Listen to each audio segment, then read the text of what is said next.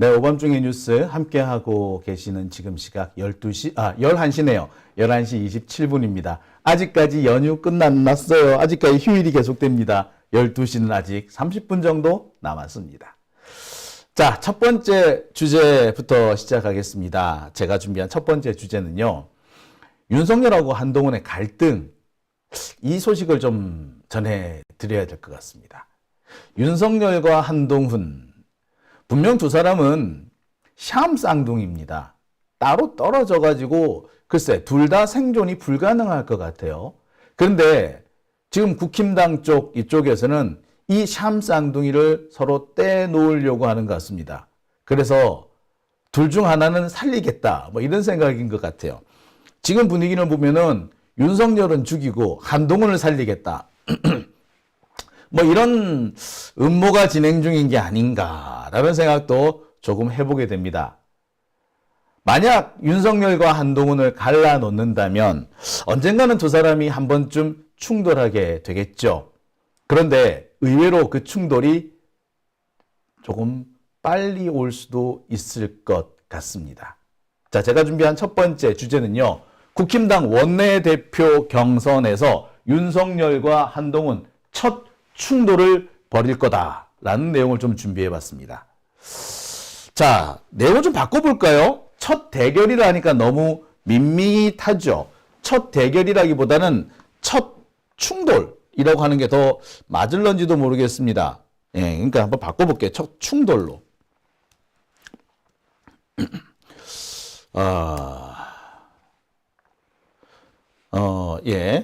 국힘당 경선에서 원내대표 경선에서 윤석열과 한동훈 첫 번째 충돌. 예, 요렇게 한번 바꿔보면 어떨까 생각이 드네요.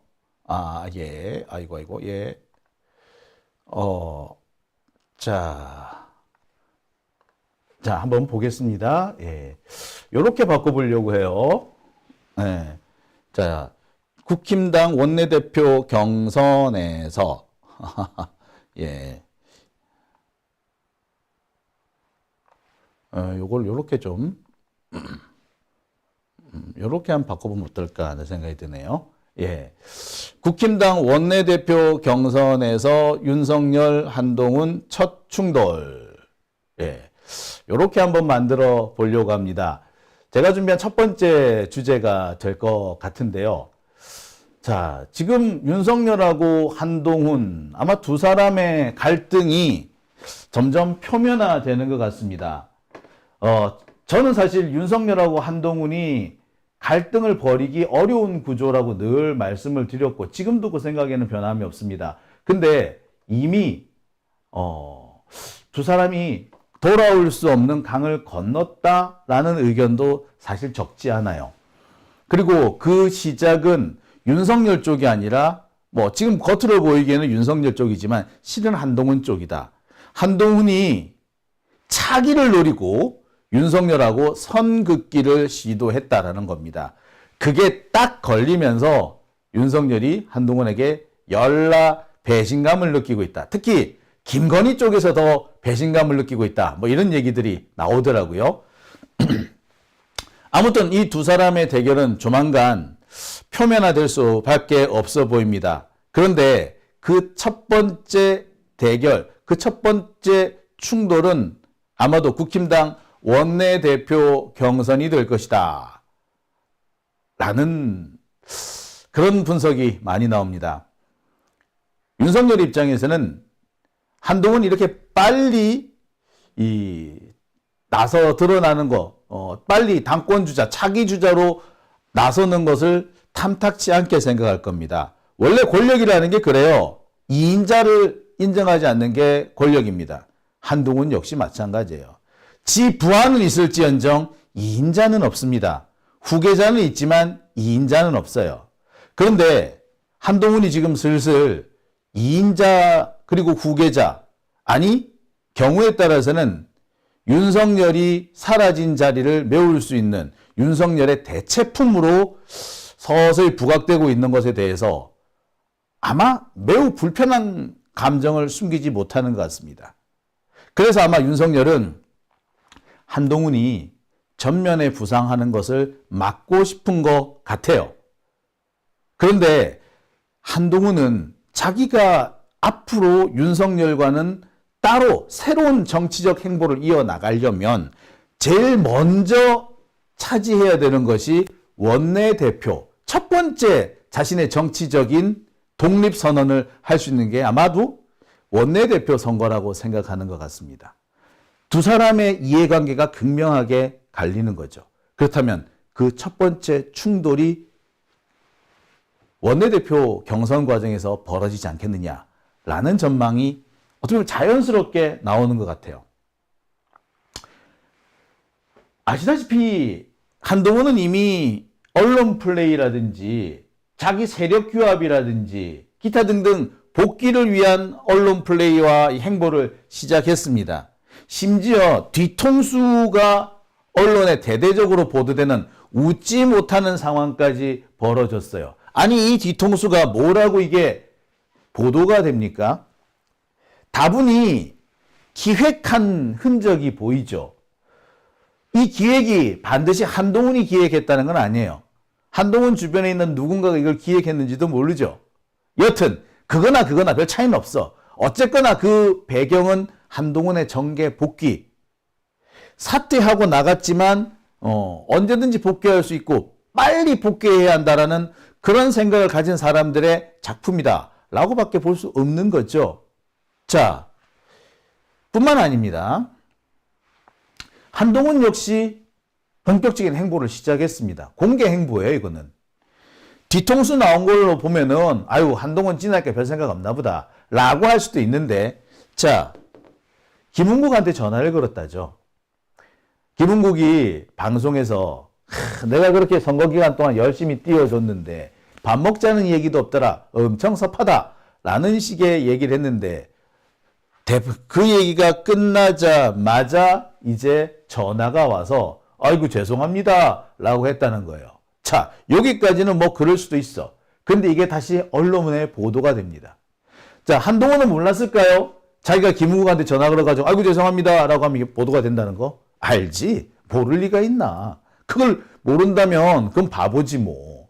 자, 뒤통수가 보도된 거는 다분히 몰랐다라고 할 수 있어요. 근데 요거는 몰랐다고 할 수가 없죠. 누가 보더라도 한동훈은 복귀를 위해서 언론 플레이를 시작한 겁니다. 뿐만 아닙니다. 심지어 한동훈 쪽에서 전당대회 출마를 하려고 하니까 일정을 연기해달라 이런 요청이 있었다라는 보도까지 나옵니다. 이거는 딴 사람이 한 게 아니라 국힘당의 내부자라고 해도 되는 신평 경북대 법전원 교수가 얘기를 한 거예요. 신평 교수가 없는 얘기 지어낼 사람은 아니에요. 잘못된 얘기를 들을 수는 있지만 아예 없는 얘기를 안 해. 뭐 신평이라는 사람 주변에 뭐 이상한 사람들이 있어서 그 사람들이 신평한테 이상한 얘기를 할 수는 있지. 할 수는 있는데 그래서 그 말만 듣고서는 이렇게 뭐 떠들었을 수는 있지. 하지만 신평 이 사람은 안 들은 얘기를 들었다고 말할 사람은 아니야. 여튼 한동훈은 난 그런 말 한 적이 없다. 무슨 전당대회 연기 요청이냐 라고 얘기를 합니다. 부인을 했죠. 하지만 많은 사람들은 의심을 하고 있어요. 야, 한동훈은 아니라고 해도 한동훈 주변, 한동훈 측근이 이런 식의 아이디어, 야, 전당대회 조금 연기하는 게 좋지 않을까? 전당대회 연기할 수 있는 가능성이 있는지 한번 살펴봐 라고 했을 수는 있죠. 이 과정에서 연기 요청 이런 소문이 날 가능성은 얼마든지 있는 겁니다. 그렇다면은 연기 요청 이 자체는 정확하지는 않을지언정 아니 땡 굴뚝에 연기가 난 거는 아니라는 거죠. 뭔가 장작이 들어가긴 들어갔다는 얘기가 되는 겁니다. 때마침 한동훈은 자기 주변에 있던 총선 때 자기 자신을 도와줬던 한동훈을 도와줬던 총선 캠프 관계자들과 만찬을 가졌답니다. 윤석열한테는 밥 먹자고 하는데 쌩 까고 안 가놓고 윤석열이 보자고 할 때는 안 가놓고 여기서는 또 만나러 갔다고? 야, 얘 좀 보소. 뭡니까? 윤석열은 안 만나. 선을 쫙 끊는 거죠. 그런데 나와 함께 했던 사람들은 딱 만나. 밥 먹고 우리 자주 봅시다. 이랬답니다. 뭐예요? 나 윤석열하고는 거리 두고 내 독자 행보를 시작하겠다. 그러니 내 주변에 좀 붙어줄래? 라고 얘기한 것과 하등 다를 바가 없는 거죠.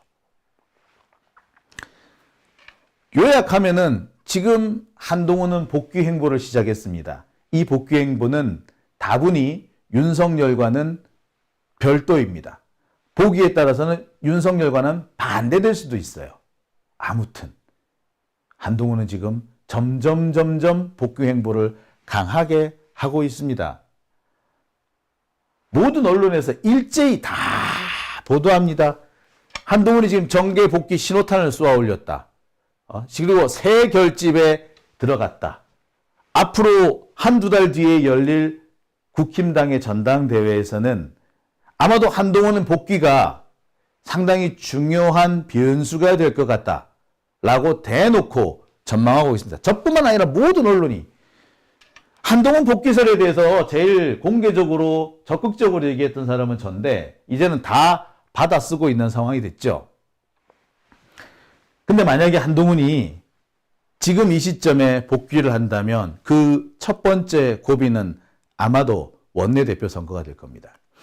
한동훈이 지가 전당대회에 나가서 당권을 거머쥐려면 적어도 당 안에서 자기를 서포트해 줄 확실한 세력이 필요한데 그 가장 확실한 세력은 사실 원내대표예요. 원내대표가 자기 사람을 하나 딱 앉아 있으면 일이 엄청 수월해지거든. 설령 원내대표를 자기 사람으로 심지 못한다 하더라도 선거 과정에서 자기가 어느 정도 세력이 된다는 걸 과시할 수는 있을 겁니다. 그렇다면은 실제 당대표 선거에 가서 새 과시 같은 걸 할 수도 있고 경우에 따라서는 그 세를 보고 한동훈이 모아온 세력을 보고 추가로 결집할 사람들도 생길 겁니다. 여러모로 이 원내대표 선거는 중요한 고비가 될 겁니다. 자기한테 유리한 사람이 원내대표가 되면 아무래도 당권 도전하는 게 수월하지 않겠어요? 그죠? 자, 하지만 윤석열 입장에서는 아닙니다.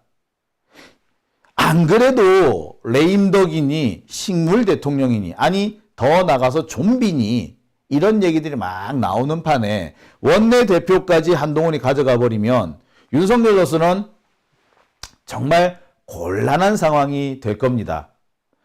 그 전에 비대위원장일 경우에는 사실상 윤석열이 내 찍은 사람이잖아.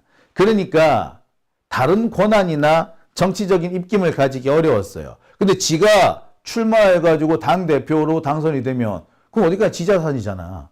그러니 윤석열 입장에서는 자칫 당대표가 희한한 새끼가 되면 특히 한동훈 같은 애가 돼버리면 자기한테는 레임덕이 훨씬 빨리 올 수도 있는 겁니다. 지금 이 국힘당 수구 쪽 이쪽에서는 무슨 바람이 불고 있냐면 윤석열을 끌어내리고 싶어하는 바람이 꽤 많아요. 그래도 끝까지 끌고 가야 돼라는 애들도 있고 아니야 조기 좀 퇴진시키자라는 놈도 있는데 둘 다 어떤 데에서는 동의하느냐 하면 대책이 있다면 대안이 있다면 끌어내릴 수도 있다. 즉 탄핵을 시켜가지고 또는 자진 사퇴를 시켜가지고 물러나고 난 다음에 대통령 보궐선거를 들어갈 때 이재명한테 지지 않을 사람이 있다. 이재명을 이길 사람이 있다. 그런 대안이 있다라고 생각하면은 언제든지 끌어내릴 수 있다. 이 부분에 대해서는 다 동의해. 다만 지금 당장 끌어내려도 대안이 있다라는 쪽과 아니야 지금 끌어내리면 대안 없다. 요거 가지고 싸울 뿐이죠. 그런데 둘 다 양쪽 세력 다 누굴 염두에 두고 있냐면 한동훈을 염두에 두고 있는 거야. 한동훈이 지금 복귀를 빨리 하겠다고 하는 이유도 사실 이것 때문에 그래. 당장 지가 올 여름 내년 초 이때 대선을 지가 차기 대선을 지가 윤석열의 후임으로 내년 초에 나갈 수 있느냐 아니면 3년 뒤에 나가냐는 건 둘째 문제고 이러나 저러나 자기가 지금 나서야 한다라는 거지. 그러니 윤석열 입장에서는 한동훈 쪽 사람이 원내대표가 되면 뭐가 되지는 이렇게 될 수도 있는 거야. 그런 상황에서 윤석열이 가만히 있겠어요? 예, 절대 가만히 있을 수 없습니다. 그래서 무슨 수를 써서라도 자기 사람이 지 이빨이 잘 먹히는 놈이 원내대표가 되기를 바랄 거예요. 그래야지 한동훈이 당대표에 도전을 못하거나 설령 도전하더라도 나가리 될 수 있게끔 할 수 있다라는 거지. 권력이라는 게 이렇게 냉정해요. 윤석열 역시 자기 계승자는 한동훈뿐이다 라고 큰 소리를 치고 있는데 막상 후계자가 본격적으로 자기 행보를 시작하니까 견제구를 세게 날리고 있는 거죠. 그리고 그 첫 번째 견제구가 바로 원내대표 선거가 된다는 겁니다.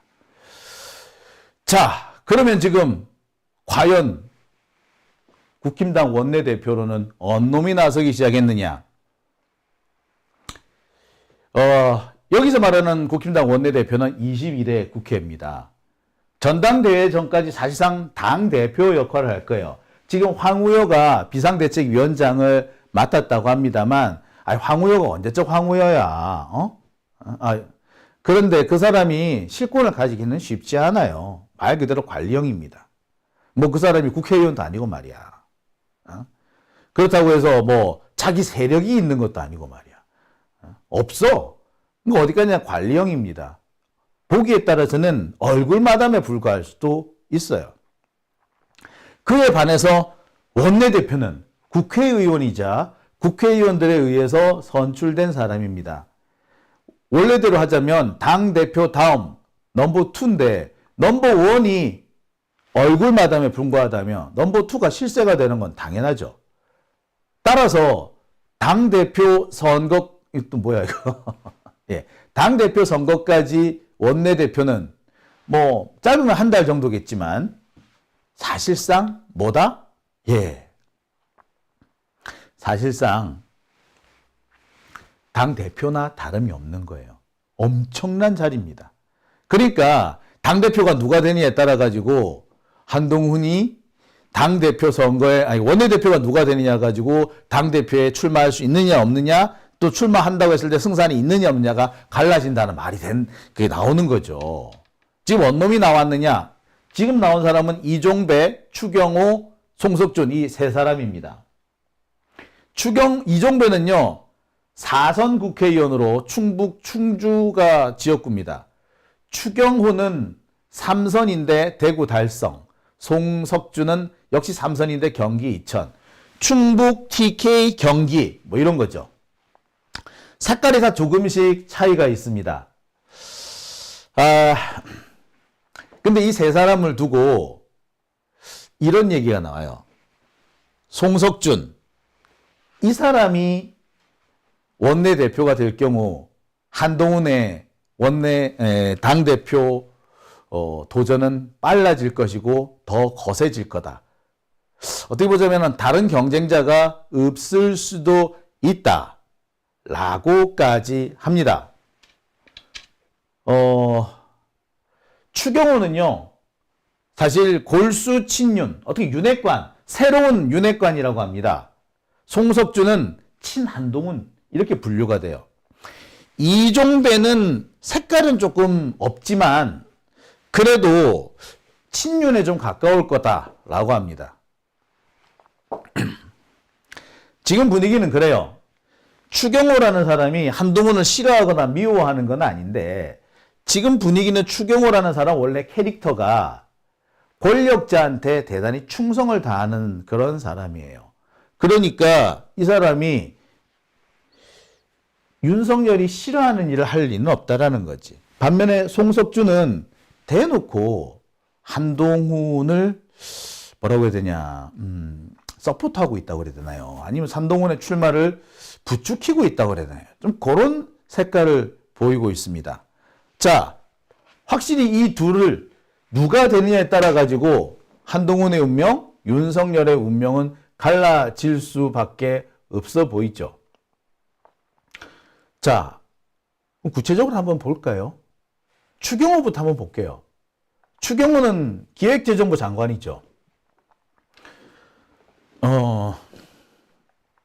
TK 출신입니다. 기재부 출신의 관료들을 일컬어서 모피아라고 하죠. 기재부 마피아, 재경부 마피아. 자기들끼리 똘똘 뭉쳐서 기득권층을 형성하고 있는 사람들이죠. 그 중에서 이 모피아들 중에서 가장 확실한 것이 바로 이 추경호라고 합니다. 뿐만 아니라 이 추경호는 박근혜 때 차관, 윤석열 때 장관을 했기 때문에 윤석열과 박근혜를 이어주는 가교 역할을 한다는 그런 얘기도 있습니다. 어떤 분은요, 이 추경호가 청와대 입성한 게 MB 때예요. 따라서 MB, 박근혜, 윤석열을 모두 섭렵한 사람이고 그때마다 주군을 섬기는데 너무나도 성실했던 사람이다라는 겁니다. 따라서 이 사람이 개인적으로 뭐 한동훈하고 딱히 뭐 척을 진 사람은 아니나 이 사람의 습성상 윤석열에게 아주 충성을 다할 사람이라는 겁니다. 윤석열의 의중을 그대로 드러내줄 사람이라는 거죠. 자, 실제로 이 추경호의 이 행보와 관련해서 의미심장한 보도가 하나 나옵니다. 바로 이 보도인데요. 대구 쪽 신문 보도입니다. 대구 쪽 지방신문의 보도인데 뭐라고 되어 있느냐. 한동훈의 복귀가 너무 이르다라는 그런 보도입니다. 대구 쪽에 상당히 재밌는 그런 현상이 있는데 일단 바닥 민심이 어떤지는 둘째 치고요. 대구 TK 지역의 뭐 정관계 인사들, 특히 대구 국힘당 쪽 뭐 당직자 등 뭐 지도부 요런 사람들의 분위기는 뭐냐? 네, 딱 하나야. 딱 하나인 게 뭐냐? 한동훈은 안 된다라는 분위기를 갖고 있는 거예요. 왜냐? 한동훈이 자기들, 그러니까 지금 있는 TK 정치 세력의 밥그릇을 빼앗아갈 수 있다. 이런 위기감을 좀 느끼고 있나 봐. 밥그릇 뺏길 수도 있다고 생각하고 경우에 따라서는 지들이 당대표를 하고 싶은데 한동훈이 그 자리를 뺏어가면 안 되잖아. 그죠? 그래서 TK 정관계 이쪽에서는 한동훈이 안 나오기를 바란답니다. 근데 추경호가 TK 출신이잖아. 그리고 TK에서 뼈가 굵은 골수 TK예요, 이 사람. 그러니까 이 사람이 과연 지역 정가와 상반되는 사고를 가질 수 있겠느냐? 불가능하다는 거죠. 애시당초 이 사람이 이 권력자에게 약한 사람이고 권력자의 의중에 따라서 움직이는 그런 습성을 가진 사람인데 더군다나 지역 정서조차 그렇다면 당연히 그쪽으로 흘러갈 수밖에 없는 거죠. 자, 그래서 추경호가 원내대표가 된다면 아마도 한동훈은 경우에 따라서는 당대표 출마를 접어야 될지도 모르겠다라는 얘기가 나옵니다. 반면 송석준의 경우는 조금 얘기가 다르죠. 자, 송석준이 최근에 한 방송에 나와서 이런 말을 합니다.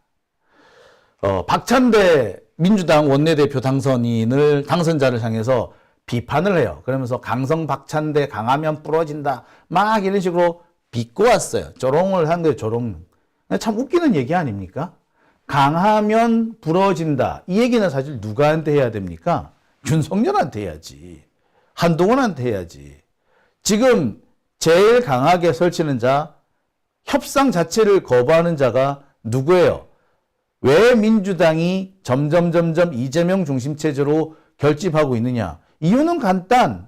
윤석열이 협치라든지 대화 타협이라든지 이런 거하고는 전혀 거리가 먼 거잖아. 그냥 지 하고 싶은 대로 하고 지 마음대로 안 되면은 검찰권 동원해서 짓밟는 거 아닙니까? 그거야말로 진짜 강하면 부러진다라는 것을 대표적으로 드러내주는 얘기 아닌가요?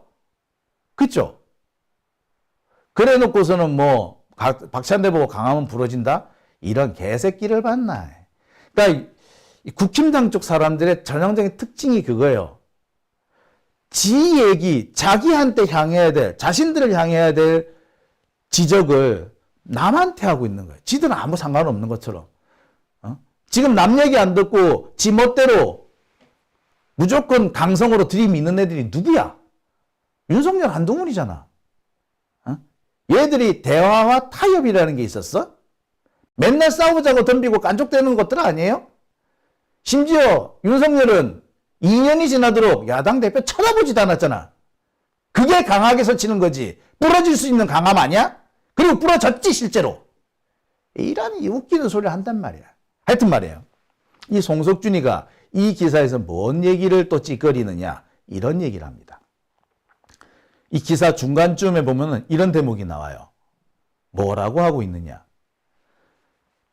한동훈이 전당대회에 출마할 것으로 생각하느냐? 라는 질문에, 나오셔야죠. 나오지 않아야 된다고 선을 끊는 거, 그 문제가 있다고 생각해요. 나와야 됩니다. 한동훈이 나와야 됩니다. 나오지 말라고 선 긋는 거, 그 잘못된 거예요. 라고 큰 소리를 떵떵 친 겁니다. 자, 뭘 의미합니까? 한동훈의 출마를 사실상 기정사실화했을 뿐만 아니라 두둔하고 나서고 있는 거죠. 지금까지 원내대표 선거든 하여튼 뭐가 됐든 국힘당의 뭐 지도부 선출에 출마했다거나 하여튼 이쪽 관계에 있는 사람인 중에서 한동훈에 대해서 우호적으로 말한 경우는 이번이 처음이에요. 지금까지 그 누구도 한동훈의 출마 가능성에 대해서 가능성 자체도 부인할 뿐만 아니라 설령 가능성이 있다고 하더라도 우호적으로 긍정적으로 말한 사례는 없습니다. 아마도 한동훈의 출마 가능성에 대해서 당대표 출마 가능성에 대해서 가장 먼저 가장 우호적으로 평가한 사람이 송석준입니다. 이게 그냥 나온 걸까요? 게다가 송석준은 경기도 이천 수도권 출신입니다. 여러 이력을 보면은 얘는 확실히 강남 쪽이구나라는 느낌이 들 그런 애입니다. 한동훈하고 되게 정서적으로 겹치는 애인 거죠. 그러니까 아무래도 한동훈 편일 가능성이 큽니다. 말도 이렇게 했으니 누가 보더라도 사실 그렇게밖에 볼 수 없는 거 아니겠습니까? 많은 사람들이 언론에서는 이 부분을 같이 현재 간과하고 추경호가 되면은 친윤 독점, 윤석열 친정 체제가 들어설 것이다 라고 예상을 하면서도 나머지 두 사람에 대해서는 그냥 범친윤이야 라고만 평가하지 그 중에서 이 송석준이 한동훈에 가까운 친한동훈이다 라는 얘기는 안 해요. 하지만 제가 취재해 본 바로는 가장 가능성이 있는 사람이 이 사람인 겁니다. 실제 언행을 보아도 한동훈 쪽에 기울었다라고 볼 만한 대목이 무척 많이 보입니다. 우연히 그렇게 했을 가능성, 말하다 보니 그렇게 나왔을 가능성 있죠. 하지만 그 가능성을 믿기보다는 얘는 한동훈 쪽에 줄 섰구나 라고 보는 것이 더 정확하지 않겠는가라는 생각마저 드네요. 자, 그렇다면 이제 확실해집니다. 당대표 선거에서 윤석열과 한동훈은 정면 승부를 벌일 수밖에 없어 보인다는 겁니다. 이 정면 승부는요, 경우에 따라서는 한동훈의 운명 혹은 윤석열의 운명을 좌우하는 것이 될 수도 있습니다. 언론에서 일제히 한동훈이 새 결집에 나섰다라고 보도하고 있는 바로 이 시점에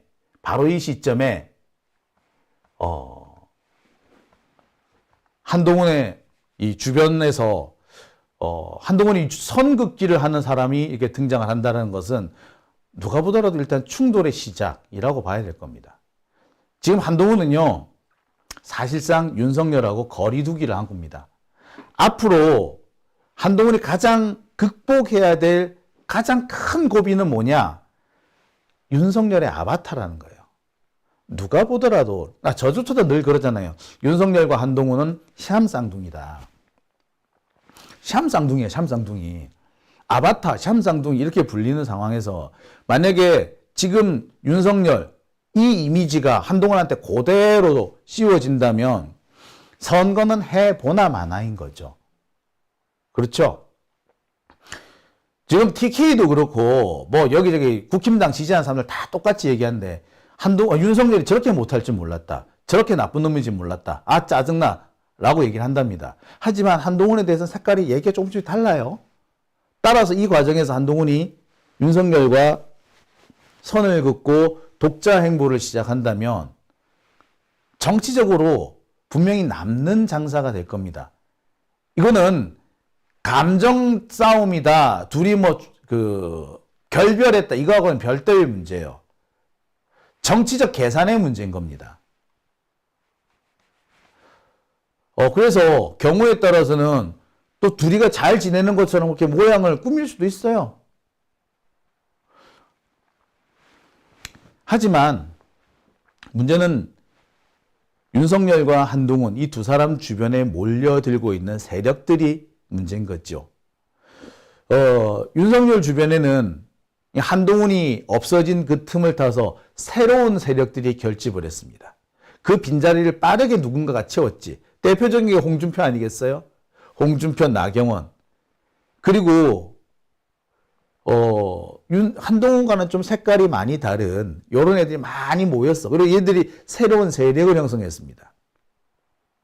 자, 그런데 한동훈은 여기에서 윤석열과 거리를 두고 선긋기를 하고 자기 세력을 또 모으기 시작합니다. 그럼 뭐가 돼? 모기는 뭐 둘이 충돌하는 거지. 감정적으로 싸움을 벌이고 있는 거는 아니고 언제든지 둘이 화해할 수 있다 하더라도 그것과 또 정치적 충돌, 정면 맞대결, 첫 승부가 벌어지는 거는 또 얘기가 다른 거죠. 아마 그 승부는 제가 말씀을 드렸듯이 국힘당 원내대표 선거가 시작일 겁니다. 여기에서 한동훈은 당대표에 나갈 수도 있고 못 나올 수도 있을 겁니다. 개인적으로 당대표 못 나오는 것도 방법이 되는 것 같아. 왜냐?